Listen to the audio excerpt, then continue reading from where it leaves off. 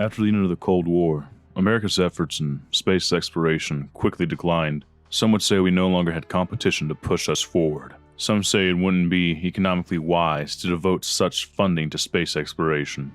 I know the real reason Uncle Sam's eyes have turned away from the stars, and it's got nothing to do with money. We no longer explore the stars because we discovered a truth we cannot bear to face. My name is Kurt Ellenwood, communications engineer for the last manned mission to the moon conducted by NASA, Apollo 19. That's right, 19. After the final Apollo mission, there were 2 more missions that were kept secret from the public, and with a good reason. I only know what my superiors told me in regard to the 18th mission, but from what I understand, the goal of the mission was to explore the far side of the moon. Structures were found, circular metal structures, each roughly half a mile in diameter and approximately 18 feet in height, arranged in a circular pattern around a large central spire. The structures lacked any sort of entry, and the astronauts were not equipped to enter forcefully. Another mission was necessary in order to force entry and investigate the interior of the structures in order to discern their origin and purpose. That's all I was told about Apollo 18. All details to follow, I witnessed in the video and audio feeds we received from the astronauts of Apollo 19. Radio communication with the far side of the moon is difficult. We needed to keep our shuttle in a lunar synchronous, high-orbit Earth between the moon's hemispheres so that we could use it to relay signals. Due to complications, the first hour after touchdown we only had audio communications. Not that there would have been much to see. The first hour consisted mainly of preparation, travel, and idle chit-chat between the 2 astronauts as they roved the 2-mile distance between the nearest of the structures and where the lander had touched down. We were told their names were John and Tom, but I doubt those were their real names. On missions like this, everything is kept strictly need to know, even names. When we finally established video communication with the rover, the astronauts had just arrived at the first of the structures and were connecting a large acetylene and oxygen tanks onto the cutting torch that they were going to use to cut through the hull of the structures. From where the rover had been parked, the camera had a good view of the work area, as well as the spire, and another of the circular structures in the distance. I was astonished by what I saw on the feed.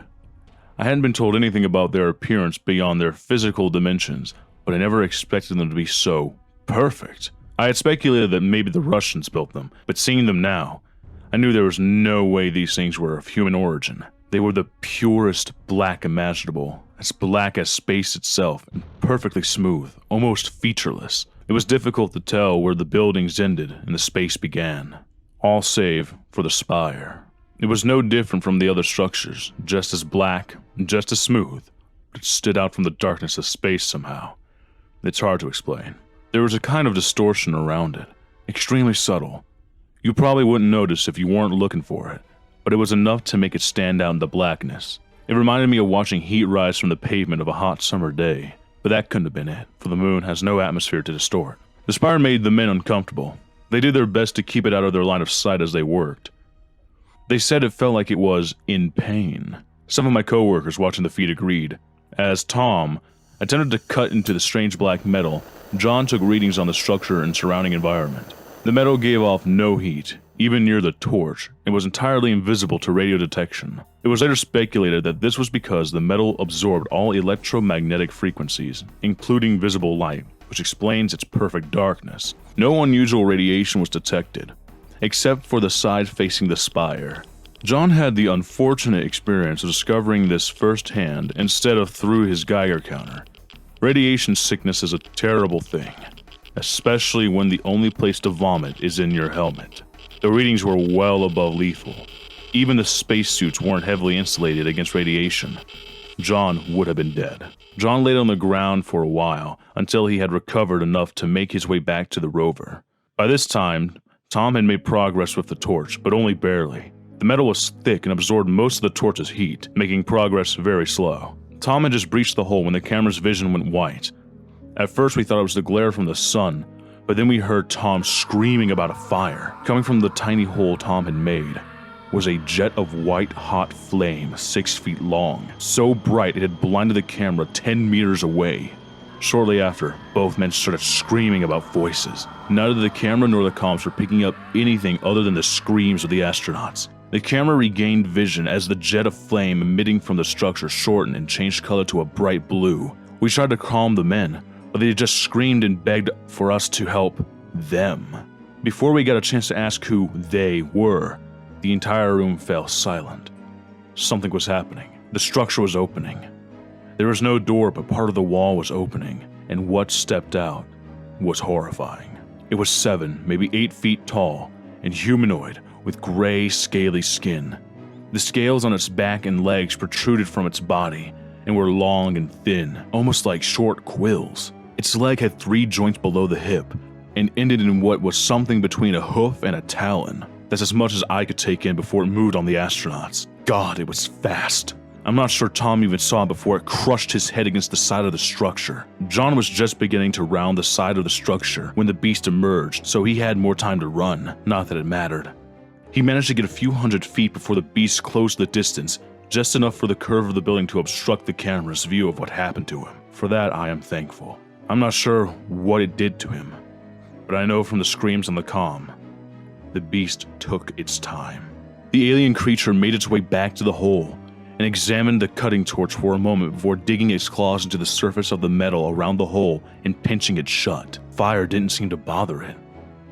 Then it made its way over to the rover. When we adjusted the camera for a better view, the beast noticed the motion and began to examine the camera more closely. Before it pulled the camera from its stand, ending the feed, we got a better look at its head. It had horns and a long face, like a goat but much larger. It had no cheeks, no nose, no ears. Its teeth were long, pointed, and uneven. It didn't look like it was capable of closing its jaw completely, as the teeth did not lap or intersect correctly. It had 2 rows of eyes on either side of its head, set deep into their sockets. But more disturbing than their count was their appearance. They looked strangely human. A short time after the feed was cut, the shuttle was called back and the mission was ended. During debriefing, we were told that the voices the men heard were hallucinations caused by extreme radiation sickness, and that further contact attempts with the creature or creatures have failed. Our scientists speculated that the structures are meant to absorb electromagnetic energy to power some sort of fusion reactor or another unknown technology, which then transmits the energy to the spire and then across space in the form of rays of gamma radiation. Why Earth's moon was chosen or how long the structures have been there is uncertain, but it's thought to be unlikely the alien creatures would cause humanity any problems for the time being, so long as we did not interfere with their operations. No one believed it, and you could see in their eyes that the scientists didn't either. It didn't make any sense. If light and radio waves is what they needed, then why bother with the moon? Why not build on Venus or Mercury or their own moons? I don't know where those machines are sending all that power. What they need doesn't come from the sun, it comes from Earth. We all saw them, the faces in the flame. We couldn't hear the pleading voices over the comms because they weren't speaking to the men's ears. I think these aliens have been on Earth before, and her moon, longer than any of us can imagine.